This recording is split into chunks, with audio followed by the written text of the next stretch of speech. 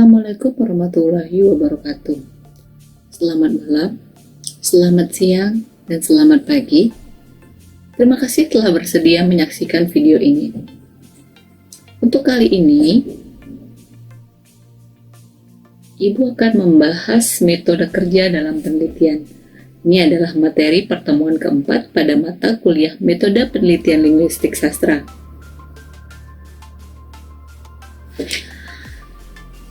Dan untuk itu, jangan lupa jika nanti ada pertanyaan, ada saran, ada komentar, atau ada masukan, atau ada hal-hal lain, saran, kritik yang ingin disampaikan, silakan tulis di kolom komentar.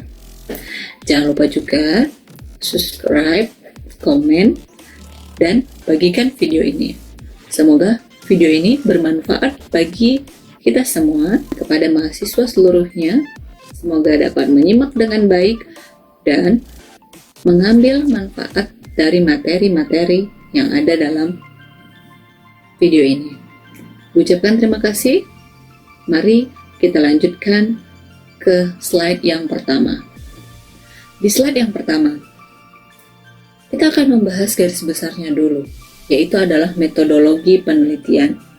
Metode kerja dalam sebuah penelitian terkait dalam metodologi penelitian. Berikut ini adalah metodologi penelitian secara utuh. Yang pertama adalah tahap pendahuluan. Fungsinya atau utamanya, saudara harus menemukan urgensi penelitian. Pentingnya atau bagaimana pentingnya sebuah penelitian itu. Menguraikan pentingnya mengapa penelitian ini dilakukan, menjelaskan keterbaruan dan inovasi dalam sebuah penelitian, menentukan rumusan masalah, hipotesis penelitian, dan tujuan penelitian. Kemudian adalah tahap studi literatur atau kajian kepustakaan. Tahap yang ketiga adalah tahap pengumpulan data atau pengambilan data di lapangan. Yang keempat adalah tahap analisis data dan penyajian data.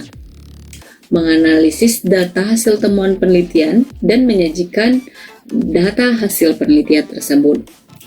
Tahap studi literatur atau kajian kepustakaan adalah bagaimana saudara mampu mencari materi-materi yang terkait dengan judul penelitian saudara,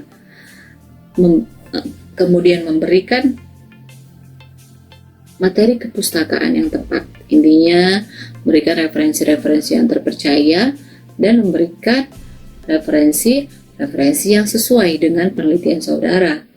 Jangan lupa untuk mencantumkan di daftar pustaka referensi utama pada penelitian saudara. Sebaiknya jangan menggunakan skripsi atau mengambil dan menyalin data deskripsi tanpa melampirkan sumber utamanya yang ada pada penelitian tersebut. Sebaiknya gunakan artikel-artikel ilmiah pada jurnal atau hasil-hasil penelitian yang telah dilakukan sebelumnya sebagai rujukan utama dalam penelitian saudara. Tahap pengumpulan data atau pengambilan data di lapangan. Jika penelitian Anda objeknya adalah sebuah karya sastra atau objek kajian bahasa lainnya, Anda harus mengumpulkan data dengan sebaik-baiknya. Atau Anda mengambil data di lapangan untuk penelitian yang objeknya pada siswa atau objeknya adalah individu. Kemudian tahap analisis dan penyajian data. Pada bab 4, Anda akan menyajikan data dan menganalisis data tersebut. Tahap yang kelima adalah tahap pembahasan dan mengabstraksi hasil penelitian dengan fakta-fakta yang ditemukan. Tahap ini adalah membahas adanya pada bab 4. Mengabstraksi hasil penelitian saudara dengan fakta-fakta yang Anda temukan saat meneliti.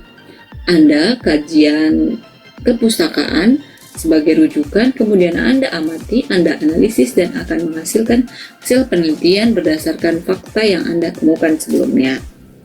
Kemudian tahap menyimpulkan hasil penelitian. Ini yang sangat penting, yaitu menjawab tujuan penelitian, menguraikan temuan baru atau informasi dari penelitian yang saudara lakukan, dan mengevaluasi hasil penelitian. Kesimpulan adalah hal yang terpenting. Hal ini adalah menjawab dari tujuan penelitian saudara dan memberikan informasi yang penting kepada peneliti selanjutnya. Jangan lupa untuk menyantumkan saran dan juga masukan untuk penelitian-penelitian selanjutnya pada penelitian saudara yang Anda lakukan saat ini. Kemudian, yang tak kalah penting juga adalah menyajikan hasil penelitian dalam bentuk artikel ilmiah atau jurnal-jurnal penelitian. Karena tanpa dipublikasi, karya Anda, penelitian Anda mungkin tidak banyak dibaca orang, karena hanya sekedar masuk dalam kepustakaan di perpustakaan tanpa banyak yang dapat menggapai atau memperoleh informasi tersebut. Sebaiknya carilah referensi jurnal yang baik dan yang sesuai dengan karya tulis yang Anda buat. Berikut slide yang pertama, kita lanjutkan pada slide yang kedua, kita akan membahas metode penarikan sampel dari populasi pada objek penelitian linguistik. Yang pertama, pilihlah individu atau data yang paling mudah diperoleh, ya. Misalnya dari data diri guru.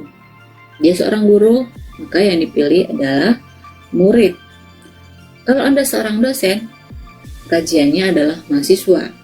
Atau objek yang Anda teliti adalah kegiatan belajar mahasiswa atau teman-teman Anda atau lingkungan sekitar Anda. Jadi, atau pilihlah juga karya sastra misalnya yang Anda sukai atau yang dekat dengan saudara. Carilah objek-objek kebahasaan juga yang biasa Anda baca, yang biasa Anda gunakan, dan yang Anda temukan sehari-hari. Jangan cari data yang sulit untuk Anda peroleh. Kemudian, metode penarikan sampel dilakukan secara acak. Penarikan sampel secara random, kemudian bisa diberi nomor semua populasi, kemudian ditentukan secara acak. Memilih objek penelitian dapat Anda lakukan secara acak, atau Anda lakukan sesuai dengan urutan yang akan Anda gunakan. Misalnya, pada edisi novel, edisi 1 atau edisi 2, Anda pilih salah satunya. Kemudian, misalnya pada artikel dalam sebuah koran atau majalah, Anda juga bisa pilih sesuai dengan nomornya atau dengan edisi penerbitannya. Anda harus mampu memilih dan menentukan objek yang Anda pilih dengan baik dan tepat. Kemudian penarikan sampel secara sistematis. Misalnya dengan menentukan persentase jumlah sampel yang akan diambil dari 20% dari populasi atau 1:5. Jadi sehingga yang diperoleh angkanya adalah 5, 10, 15, dan 20. Ini juga yang Ibu katakan tadi, penarikan sampelnya secara sistematis. Kalau tidak secara acak, Anda bisa juga mengambil sampel secara sistematis. Kemudian metode penarikan sampel secara acak berlapis atau stratified random sampling. Jadi mirip dengan penarikan secara acak secara umum, tapi kalau yang random sampling ini dia lebih berlapis mengacaknya. Itu salah satu metode penarikan sampel pada populasi pada objek penelitian linguistik. Pada slide yang ketiga, metode data dan teori dalam penelitian bahasa. Nah, ini adalah gambaran bahwa teori adalah fokus utama. Teori berperan sebagai landasan dalam penelitian. Kemudian ada hipotesis. Hipotesis memberikan anggapan dan dugaan dalam menganalisis data. Kemudian ada metode dan teknik. Metode dan teknik adalah tahap penelitiannya. Dan data adalah objek mutlak yang diuraikan dalam menemukan hasil sebuah penelitian.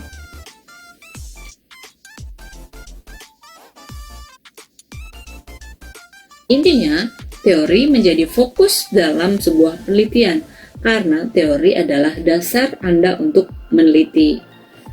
Seperti yang Ibu sampaikan sebelumnya, teori diumpamakan kalau kita membuat kue adalah bahan-bahan utama yang akan Anda olah menjadi sebuah kue.